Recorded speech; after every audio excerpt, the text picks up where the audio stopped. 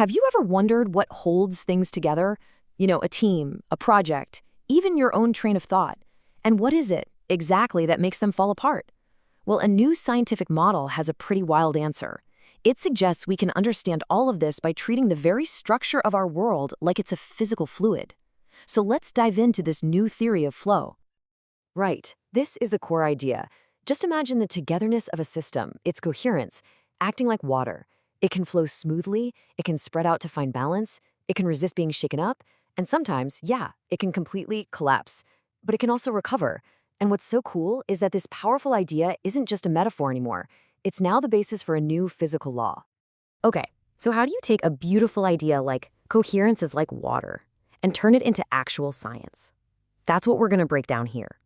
We'll look at how researchers are building a formal theory from this analogy, one that could explain everything from the minds of AIs to our own. All right, first things first, what do we even mean by coherence? Think of it as how well the pieces of a system fit together. It's the structural alignment.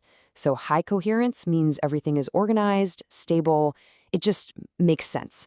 Low coherence, that's when things are messy, inconsistent, or, falling apart at the seams. Now, this is all coming from a new paper by the Delta Omega Research Group, and it's pretty groundbreaking. They've put forward what's called a continuum field theory. But all that really means is they've created a mathematical model that says, hey, let's stop treating coherence like some vague, abstract idea. Let's treat it like a real physical substance, something that can actually flow. And this is where it gets really good.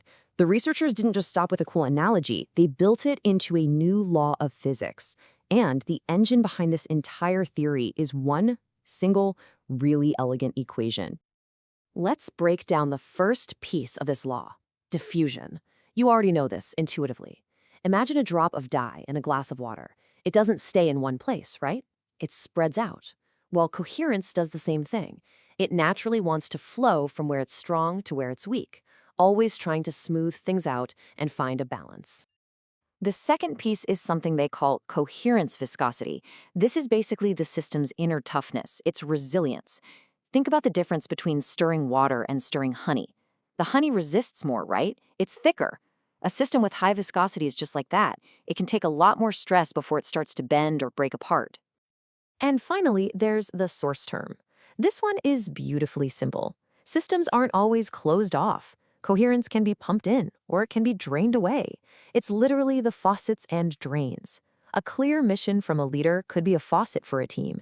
Constant grinding stress, that's a drain.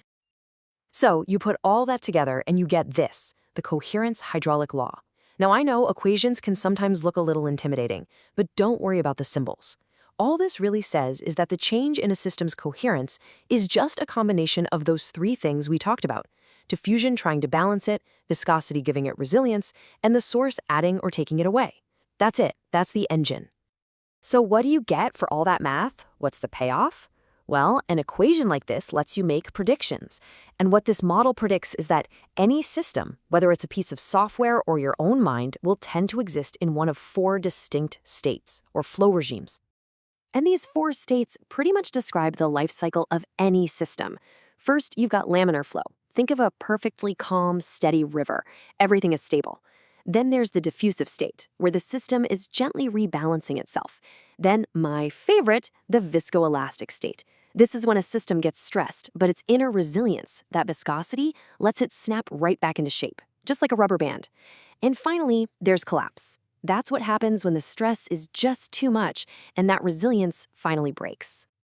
Now, this might sound a bit abstract, but these four states have huge implications for, well, pretty much everything, from the artificial intelligences we're building right now to the way our own consciousness works.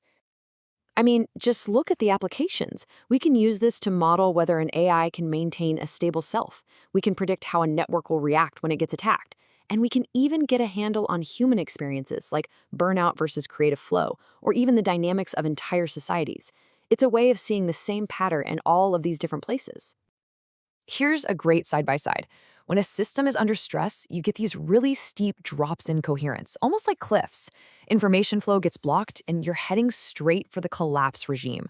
But in recovery, that's when the system's inner resilience, its viscosity, kicks in.